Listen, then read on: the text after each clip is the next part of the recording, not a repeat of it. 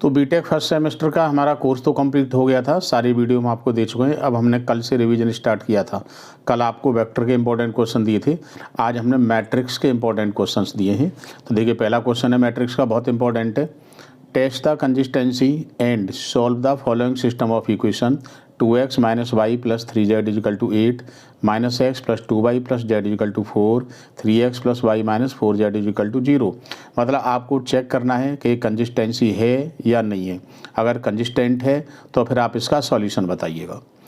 The augment matrix C equal to A ratio भी, ये आपका फॉर्मूला होता है, आप जानते ही हो। ये मैट्रिक्स है, देखिए पहला है 2x minus Y plus Z equal to 8, इसकी मैट्रिक्स फॉर्म बन गई 2 माइनस 1 3 8। सेकंड में हो गया माइनस 1 2 1 4। नेक्स्ट में हो गया 3 1 माइनस 4 0। अब देखिए ऑपरेशन लगाइए, हमारी कोशिश ये रहती है कि इसकी हम डायगोनल फॉर्म बनाएं।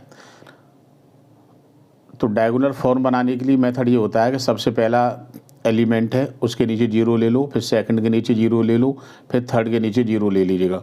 तो ये हमारा बन जाएगा अपर ट्रायंगुलर। तो अपर ट्रायंगुलर बना लीजिएगा, या डायगोनल मैट्रिक्स बना लो, या आइडेंटिटी मैट्रिक्स बना लो, आप कुछ भी बना लो, आंसर पर कोई फ़र्क नहीं पड़ता। तो देखिए हमने क्या किया, यहाँ पे रो ऑपरेशन लगा दिए, R2 equal to 2R2 plus R1, R3 equal to R3 minus 3/2R1। तो मैट्रिक्स बन गई 2 माइनस 1 3 8 0 3 5 16 0 5.2 माइनस 17.2 माइनस 12। फिर लगाया हमने R3 इजिकल टू 2R3, ये आ गया 2 माइनस 1 3 8 0 3 5 16 0 5 माइनस 17 माइनस 24। इसके बाद में फिर ऑपरेशन लगाई, R3 equal to R3 minus 5/3R2, 2 minus 1 3 0 3 5 0 0 minus 76/3 8 16 minus 152/3। देखो दोनों में 1/3 आ रहा है नीचे, तो इसमें 1/3 का मल्टीपल कर दो।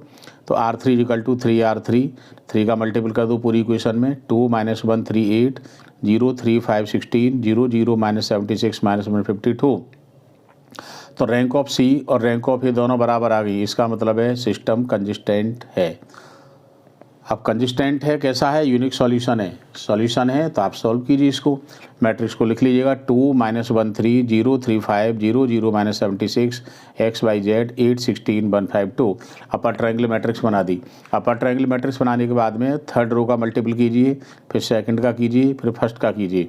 तो हमने देखो फर्स्ट का किया 2x minus Y plus 3z equal to 8, second का किया 3y plus 5z is equal to 16, और थर्ड की किया minus 76 Z equal to minus 152। तो जेड की वैल्यू आ गई 2, जेड की वैल्यू सेकंड में रख दीजिएगा, वाई की वैल्यू आ गई 2, और ये वैल्यू दोनों फर्स्ट में रख दीजिएगा, तो एक्स की वैल्यू आ गई 2। तो आपके आंसर आ गई 2 2 2। तो इस तरह के क्वेश्चन बहुत इंपॉर्टेंट होते हैं, एग्जाम में आते ही हैं। कंसिस्टेंसी का क्वेश्चन निश्चित आता है एग्जाम में, आप लोग प्रैक्टिस कर लीजिएगा। एक क्वेश्चन और दिया हमने, reduce the matrix in normal form and find its rank. इसको नॉर्मल फॉर्म में कन्वर्ट कीजिए और इसकी रैंक निकालिए। नॉर्मल फॉर्म आप जानते हो, नॉर्मल फॉर्म का मतलब होता है कि आपको इसमें row operation and column operation दोनों ही लगा सकते हैं, ये मतलब होता है नॉर्मल फॉर्म का। तो ये मैट्रिक्स है आपकी 5 3 14 4 0 1 2 1 1 माइनस 1 2 0 मैट्रिक्स है। मैट्रिक्स को हमने लिख लिया। इसके बाद में R1 और R3 को इंटरचेंज कर दो, 1 माइनस 1 2 0 0 1 2 1 5 3 14 4। अब हमने R3 को चेंज किया है, क्या चेंज किया है, R3 माइनस 5R1, मतलब रो फर्स्ट में 5 का मल्टीपल करो और R3 में से सब्ट्रैक्ट कर दो। 1 माइनस 1 2 0 0 1 2 1 0 8 4 4। अब ऑपरेशन लगाया है, रो थर्ड को चेंज किया है, रो थर्ड में से 8 का मल्टीपल करके R2 माइनस कर दो। मैट्रिक्स आ गई 1 माइनस 1 2 0 0 1 2 1 0 0 माइनस 12 माइनस 4। फिर हमने किया है रो 1 को चेंज किया है, R1 प्लस R2 दोनों प्लस रो को जोड़ के लिख दीजिएगा, और R3 में हमने माइनस 1/2 का मल्टीपल किया है। मैट्रिक्स आ गई 1 0 4 1 0 1 2 1 0 0 1 1/3। अब हमने चेंज किया है रो 1 को, R1 माइनस 4 का मल्टीपल करके R3 माइनस कर दो, और R2 में R2 माइनस 2 का मल्टीपल करके R3 माइनस कर दीजिएगा। मैट्रिक्स आ गई 1 0 0 माइनस 1/3 0 1 0 1/3 0 0 1 1/3 एंड R4 को चेंज किया, सॉरी अब हमने यहाँ पर कॉलम ऑपरेशन लगाया है। C4 को चेंज किया है, 3 का मल्टीपल किया है C4 में, ये बन गया 1 0 0 माइनस 1 0 1 0 1 0 0 1 1। तो हमने पहले ही बता दिया आपको कि डायगोनल फॉर्म का इसका नॉर्मल फॉर्म में कन्वर्ट करने का मतलब होता है आप रो ऑपरेशन, कॉलम ऑपरेशन दोनों ही यूज कर सकते हैं। इसके बाद में फिर हमने कॉलम 4 को चेंज किया है, C4 और C1 को जोड़ के लिख दिया है। C4 में 1 0 0 0 0 1 0 1 0 0 1 1। फिर हमने C4 को फिर चेंज किया है, C4 माइनस C2 1 0 0 0 0 1 0 0 0 0 1 1। अब एक बार फिर कॉलम C4 को चेंज किया है, C4 माइनस C3 किया है, मैट्रिक्स बन गई 1 0 0 0 1 0 0 0 1 0। तो देखिए आपकी रैंक आ गई इसकी 3। तो ये मतलब होता है नॉर्मल फॉर्म का कि आप इसमें कॉलम ऑपरेशन या रो ऑपरेशन दोनों ही यूज कर सकते हैं।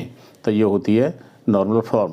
तो हमने दोनों ही आपको इम्पोर्टेंट क्वेश्चन दिए हैं आप मैट्रिक्स के, और आप किसी भी साल का पेपर उठा के देखिएगा, कंसिस्टेंसी के क्वेश्चन हर बार एग्जाम में आते हैं। तो आप कंसिस्टेंसी को अच्छी तरह से तैयार कर लीजिएगा। नॉर्मल फॉर्म आप जान ही गए हो। आपको मैट्रिक्स में क्वेश्चन अगर सही करना है तो ऑपरेशन लगाने की प्रैक्टिस करनी होगी। एलिमेंट्री ऑपरेशन जैसे लगाते हैं, कॉलम ऑपरेशन लगाते हैं, बच्चे इसी में ज़्यादा गड़बड़ करते हैं, इसी में ज़्यादा कन्फ्यूज होते हैं। तो आपको इसकी इतनी प्रैक्टिस करनी होगी कि एक बार में ही आपके ऑपरेशन सही आ जाएं, कहीं भी कोई कैलकुलेशन नहीं हो। और रूल्स भी ध्यान रखने कि आपको इक्वेशन सॉल्व करनी है, कंसिस्टेंसी निकालनी है, आपको अपर ट्रायंगुलर मैट्रिक्स बनानी है, जिससे कि हमारी XYZ की तीनों वैल्यू ईजीली निकल आती हैं। आइडेंटिटी मैट्रिक्स बन करके भी निकाल सकते हो, कैसे भी निकाल सकते हो, डिपेंड करता है कि आपको प्रैक्टिस किसकी है। सबसे इजी यही रहता है कि आप अपर ट्रायंगुलर मैट्रिक्स बना लो, तो सबको जीरो बनाने का हमारा चक्कर ही नहीं रहेगा, ना वन बनाने का कोई चक्कर रहेगा। सिर्फ डायगोनल के नीचे के 3 जीरो चाहिए आपको, इसके बाद में क्वेश्चन सॉल्व हो जाता है। तो ये मेथड सबसे ईजी है। लेकिन कंसिस्टेंसी का आपको रूल भी याद करने कि क्वेश्चन कंसिस्टेंट कब होता है, यूनिक सॉल्यूशन कब होता है, मैनी सॉल्यूशन कब होता है, इनफाइनाइट सॉल्यूशन, मैनी सॉल्यूशन एक ही बात है कब होते हैं, नो सॉल्यूशन कब होते हैं। जब हमने आपको मैट्रिक्स पढ़ाई थी और मैट्रिक्स के वीडियो दिए थे, सारे रूल्स हमने लिखवा दिए थे खूब अच्छी तरह, क्योंकि अब तो हम आपको प्रैक्टिस करा रहे हैं इंपॉर्टेंट क्वेश्चंस की, इसलिए रूल्स नहीं लिखवाएंगे। रूल्स आप पुरानी वीडियो में देखिएगा।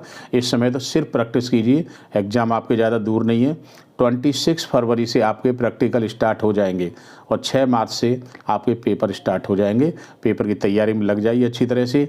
चैनल को सब्सक्राइब जरूर करते रहें और ज़्यादा से ज़्यादा शेयर करते रहें, लाइक करें। कल फिर हम किसी नए टॉपिक के आपको 2-3 इंपॉर्टेंट क्वेश्चन देंगे जो अक्सर पेपर में आते रहते हैं। तो आप रेगुलर वीडियो देखते रहिएगा।